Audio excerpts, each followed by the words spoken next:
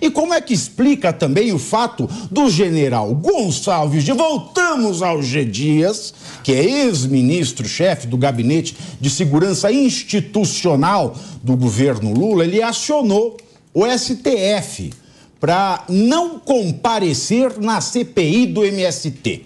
No pedido, a defesa de G. Dias afirma que a convocação do general para a comissão é ilegal e representa um constrangimento. De acordo com o deputado Ricardo Salles, que é autor do requerimento e relator da CPI, G. Dias precisa comparecer para falar sobre as ações da Agência Brasileira de Inteligência no monitoramento de invasões de terra ocorridas no Brasil entre janeiro e março deste ano, que, repito, explodiram em relação aos 4 últimos anos. A defesa do general argumenta que, aspas, enquanto ministro-chefe do GSI, órgão destinatário dos relatórios elaborados pelo órgão central do Sistema Brasileiro de Inteligência, não recebeu qualquer informação sobre as invasões de propriedades perpetradas pelo MST. O que ele ficou fazendo no GSI, professor Marcelo Suando? Coçando o cofre? Muito provavelmente, mas veja, primeiro é meio constrangedor verificar que uma CPMI não possa convocar uma autoridade porque supostamente ela será constrangida.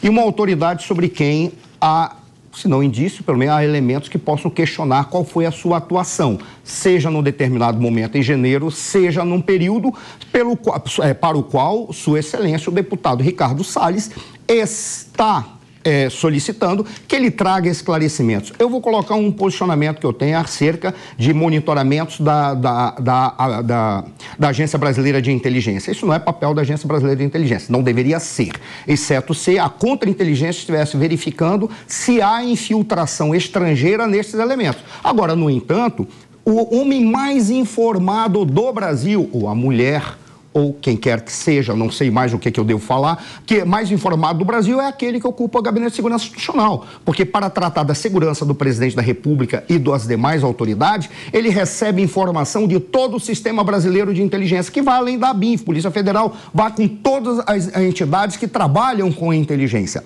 Ele tem a obrigação de ir lá. Olha que coisa curiosa. Ele é um oficial, um general, que parece que não entendeu muito bem, já que nós falamos da Escola Superior de Guerra aqui. Sabe o que significa a Escola Superior de Guerra? Não é estudar guerra. Apresenta-se metodologias para desenvolvimento de políticas públicas, identificando os problemas, fazendo questões e apresentando soluções. É isso que ensina a Escola Superior de Guerra. Ele deveria saber, porque como general, tendo feito a Escola de Comando do Estado-Maior do Exército e tendo feito também o CPAX, ele deveria saber como trabalha para realizar políticas públicas. E ele tem o dever de respeitar o legislativo. E lá prestar o seu depoimento, por qual razão? Porque ele está sendo convocado, não existe constrangimento. Todos que são convocados lá são constrangidos de alguma maneira, mas se o são por uma necessidade, porque há indícios, porque há problemas, ele pode ser testemunha, ele pode ser uma peça-chave para desvendar um problema, dentre eles como atua o MST, já que ele, como chefe do Gabinete de Segurança Institucional, ele tem todas as informações do mundo, ou tinha na época em que ele estava ocupando esse cargo. Em síntese, com todo o respeito, general, honre a farda que o senhor usou. Vá. Faça como o Coronel Cid. Vá fardado. Não sei se ele poderia usar fardado, porque ele está na reserva, mas vá. Honre. Se apresente e responda as perguntas. Porque é para isso, é isso que a sociedade brasileira espera de uma autoridade como o senhor e de um general do seu calibre. Mas será que o G. Dias, o Bissoli, ele está fardado a se esconder? Porque ele não aparece em lugar nenhum. Quando ele aparece, ele não fala. Tem como o STF negar, aliás, fazer com que um requerimento de uma CPI, que é um instrumento do Congresso, e que eu imagino que o STF não deva se interferir, porque senão você destrói o balanço entre os poderes. Tem como o STF acatar esse pedido do G. Dias? Tem como ele se safar desta? Avinato, a gente teria ali a intervenção. Tem como ele ser um militar safado que se safa? Nós teríamos ali a possibilidade de intervenção militar safado é o que se safa. Se a Constituição não estivesse sendo respeitada, se o regimento interno da Casa Legislativa não estivesse sendo respeitada. O senhor G. Dias foi uma autoridade E uma autoridade controversa, porque surgiram vídeos aí que ele tinha, inclusive, transitado entre os manifestantes ali no dia 8 de janeiro e numa conduta muito omissa em relação ao que deveria fazer enquanto chefe de GSI, enfim. Então ele já tem uma situação muito complicada no governo. E aí é chamado numa CPI para prestar esclarecimento por que não tinha monitoramento ou se tinha, quais eram as informações em relação ao MST. E quer se furtar de responder o quê? A defesa põe no processo que ele não tinha nada. Qual a dificuldade dele ir lá pessoalmente responder isso? O que ele tem a esconder para responder de forma presencial que no papel ele não... ele teria como responder só quem não sabe de nada e se furta de ir lá presencialmente responder isso? Qual a dificuldade? A segunda pergunta, o porquê o senhor não monitorava isso? Ou de que forma o senhor monitorou isso e não usou a informação? É isso que os parlamentares querem perguntar. Qualquer pessoa que ocupa um cargo público sabe que está sujeito a prestar explicações no momento que for necessário. Então a CPI está dentro da sua competência, o senhor G. Dias foi uma autoridade pública que tem que prestar esclarecimentos do período que ocupou esse espaço e, acima de tudo, não é um sujeito que tem tanta reputação inquestionável assim. Depois do vazamento dos vídeos do que ele fez no dia 8 de janeiro, me parece que é alguém que tem que ser olhado de uma forma bem preocupante, porque é alguém que, no mínimo, foi omisso em relação à ilegalidade que a gente viu acontecer lá. Passa a impressão, Rodolfo, que... Passa a impressão... que eu tenho que falar que passa a impressão, né? Porque essa é uma impressão que eu não sei o que está dentro daquela cabeça com poucos cabelos dele, e eu preciso perguntar para você, porque talvez vocês pensem iguais, porque a falta dos cabelos... Olha o bullying, né? Eu não sei se muda alguma forma de pensar, mas eu acho que você pensa diferente. Fobia, hein? Não é fobia. Vai aparecer alguém alegando alguma coisa nesse sentido. Ah, nada, não tem dessa. Hoje alega tudo, daqui a pouco vão criar cara... Não tem dessa, não. Sabe por que não tem dessa, não? Porque agora são 14 horas e 29 minutos. Repita. 14 horas e 29 minutos. O Rodolfo só não fica mais bravo porque ele sabe que é dos carecas que elas gostam mais. Exatamente! Eu ia chegar lá. Exatamente! Eu ia chegar lá. Exatamente! O perigote das mulheres. Ô, Rodolfo, vamos lá. Não dá a impressão de que o G. Dias é um arquivo vivo? E não existem mais arquivos vivos hoje em dia, porque ninguém sabe. Depois da nuvem, acabou esse negócio de arquivo vivo. Cuidado com essa história de arquivo vivo. Porque não, na época do PC Farias, lembra do PC Farias? Lembro. Para quem não lembra, o PC Farias era considerado um arquivo vivo, apareceu morto. Celso Daniel. Né? Vamos ficar no PC Farias. Vamos ficar no PC Farias. O PC Farias que também era mais gostado pelas mulheres. Sim. Né? Ele apareceu morto, né? Fiquemos nos carecas. Exatamente. Antigamente, né, você matava a pessoa, acabou. Hoje você não sabe o que tem na nuvem. Você não sabe o que uma quebra telemática ali, vai fazer. Não parece que está todo mundo querendo proteger demais esses G. Dias por um governo que queria transparência? Exatamente, é o que transparece pra gente, porque teoricamente essa chamada pro MST é mais tranquila para ele. Ele não foi convocado ainda para o 8 de janeiro, devemos lembrar disso, tá? Que teoricamente seria uma CPI mais complicada para ele. Agora, essa CPI do MST, se ele não deve nada, é simplesmente chegar lá e falar. É simples, mas devemos lembrar uma coisa. Se por um acaso o STF não aceite o pedido para que esse ministro possa falar, ele tem o direito de ficar calado. Ou seja, ele pode sim ser convocado, tá? Teoricamente, como diz aqui o professor Marcelo Suano, mas chegando lá, ele pode ficar calado, simplesmente calado, porque é o direito dele. Ou seja, mas uma convocação que pode não dar em nada. Pavinato. Pois é, meus queridos, pois é. E aí, Bruno Musa? Você acha que... Agora, você acha que o STF ele pode dar também... Porque ele pode ter direito ao silêncio, ao absolve. Porque eu não sei se ele... Se não alegarem que ele está abusando do direito do silêncio. Mas isso aí, o abuso do direito do silêncio do Mauro Cid já, graças a Deus, né? Mas inventam de novo. No Brasil.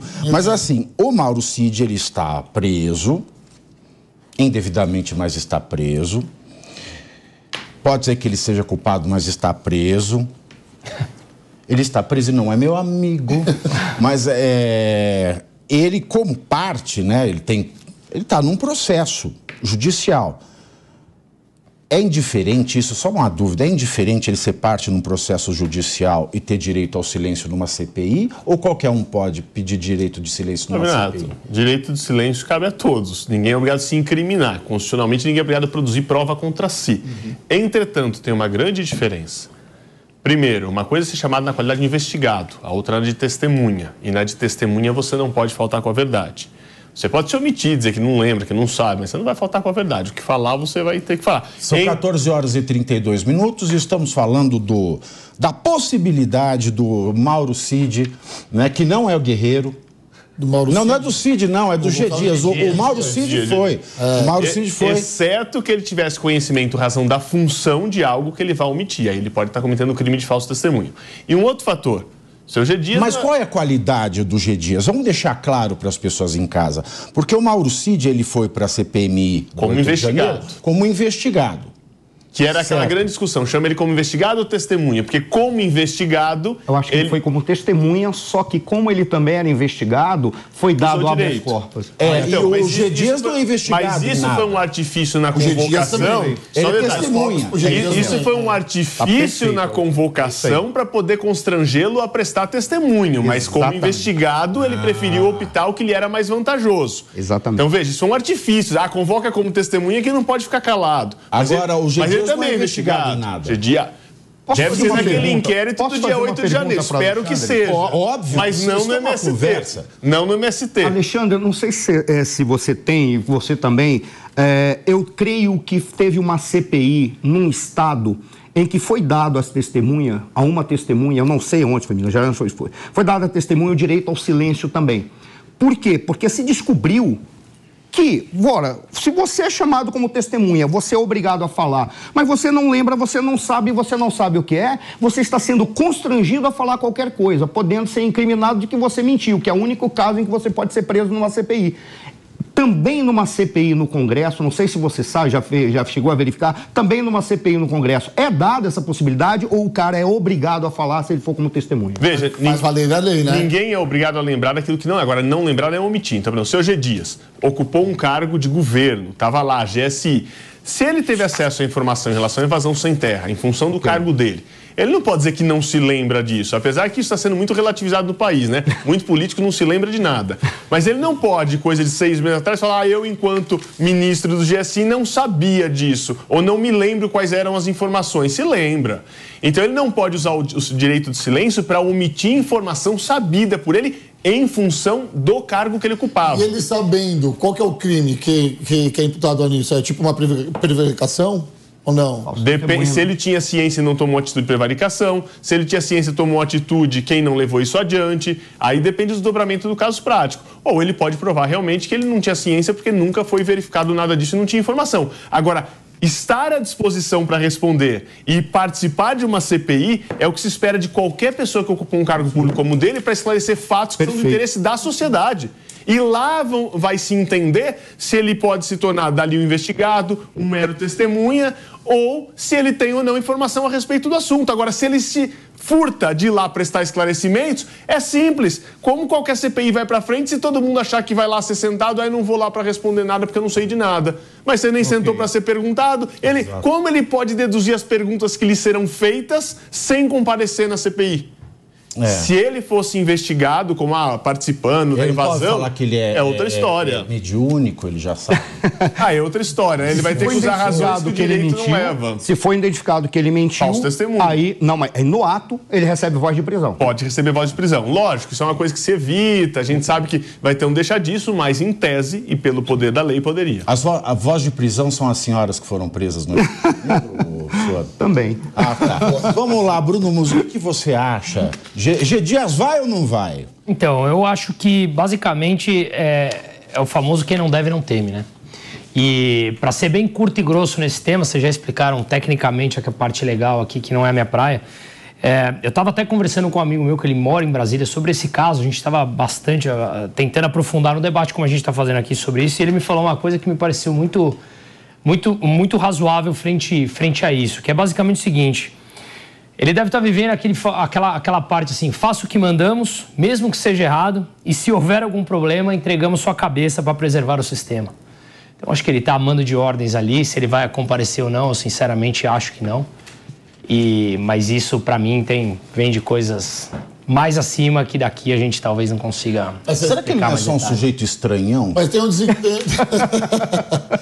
um negócio nesse meio que ninguém está conseguindo entender, é o fato dele não ter sido ainda convocado para o 8 de janeiro, ele estando lá no dia 8 de janeiro, e ele se omitir, ele ficar contra ir no MST, porque o MST... Por isso que eu estou falando, não é tudo muito estranho. Teoricamente, Pavinato, o MST é muito mais tranquilo para ele responder do que uma CPMI do 8 de janeiro. Então, até agora, porque aí eu chego no meu raciocínio aqui, conjecturando, você fala? É isso, por favor. Por quê? Porque a CPMI do 8 de janeiro, ela está sendo feita pelas pessoas de esquerda. Vou colocar dessa forma para ficar mais fácil para vocês. Feita esta dominada. Dominada. E a CPI do MST é pelo Ricardo Salles, que é uma oposição. Ou seja, o menino não foi... O G. Dias não foi chamado ainda no 8 de janeiro, porque, teoricamente, ele tem muito mais a contar lá do que no MST. Aprovaram. Exato, aprovaram agora. Então, é o que tem que... Eu não entendo. Não parece... Pois é, não parece muito disso quem não deve... E não parece muito disso quem não deve não teme, justamente por ele ter sido convocado de algo posterior ao que foi o principal fato de terem visto eles lá nas imagens de 8 de janeiro. Supostamente ele seria convocado para isso primeiro. Era o primeiro. Pois é. O primeiro a ser convocado. Até pela ordem cronológica. Ele não foi o primeiro a ser prestar depoimento para a Polícia Federal ainda. Ele entende como ele não foi para a Polícia Federal. Falar só prestar depoimento. Eu não entendo como não foi determinada a busca e apreensão dos celulares, que já nem deve existir mais. Se hoje não está mais no arquivo vivo, está na nuvem, cadê a busca e apreensão do celular? Para saber se tem lá, senhor presidente, estou aqui, não sei o que lá, estou sabendo disso. Lá no 8 de janeiro. Ou então aqui, olha, vamos começar agora, não sei o que, inverno vermelho, verão azul, sei lá que cor que é o negócio da invasão aí do MST. Será que não tem isso? Porque por coisas muito mais simples, de muito menor potencial ofensivo, se determinam buscas e apreensões. Foi pego a buscas e apreensões e não se determina busca e apreensão, como, por exemplo, após vazarem imagens do dia 8 de janeiro. Perfeito. O senhor G. Dias está no local dos fatos e ninguém querer saber quem ele avisou do que estava acontecendo lá. Será que ninguém quer saber disso? Nem por isso não parece mais uma coisa disso que a gente está falando. Nem o chefe dele. Mas faça o que eu mando. Usa celular, né? Por isso que eu acho que faz muito sentido. Pode ter mandado para a esposa. Por isso que eu acho que faz muito sentido isso. Faça o que eu mando e qualquer coisa eu entrego à tua cabeça. Então aí as pessoas questionam, e eu trago isso porque assim, é importante a gente posicionar, sabe por quê? Tem advogado que adora assim, criticar vai, critica aquilo. As pessoas dão o seu ponto de vista de acordo com seus próprios interesses. Quando agora quem está sendo atacado é quem eu não gosto, eu falo que aquilo é legal. Quando agora está sendo atacado quem eu gosto, eu falo que aquilo não é legal. A verdade é que a gente está vivendo é o seguinte, é um país de 2 pesos e 2 medidas. Coisas graves, como as imagens do senhor G. Dias no dia 8, dentro do lugar da depredação, não tem uma busca e apreensão do celular dele ou na sua residência e para coisas muito menores você adotar esse tipo de medida. No mínimo uma oitiva. Nem que fosse para ele falar assim, eu sou o general Jaiminho. Você leu o relatório? Não, eu quis evitar a fadiga. O senhor sabia da invasão do Sem Terra? Não, eu quis evitar a fadiga. O senhor cumpriu, o senhor dava expediente? Não, eu quis evitar a fadiga. De onde o senhor vem? De Tangamandá. De Tangamandá. Qual a sua idade? Eu quero evitar a fadiga. Mesmo que ele vire o Jaiminho, mesmo que ele vire o Jaiminho, mas vai responder. Agora, parece que existe esta proteção. Parece não. Ela existe, tá claro. Só não vê quem não quer. E aí o que me preocupa, uma proteção de uma investigação da Polícia Federal, que você tem o ministro da Justiça dizendo, a Polícia Federal prioriza ou faz o que eu quero. Eu priorizo, eu faço o que o presidente me pede. Então, peraí, tem alguma coisa confusa aí. Quando é para conseguir holofote, você pede prioridade de atuação da Polícia Federal no que você quer. E isso não serve para o inverso? Para dar morosidade no que você não tem interesse?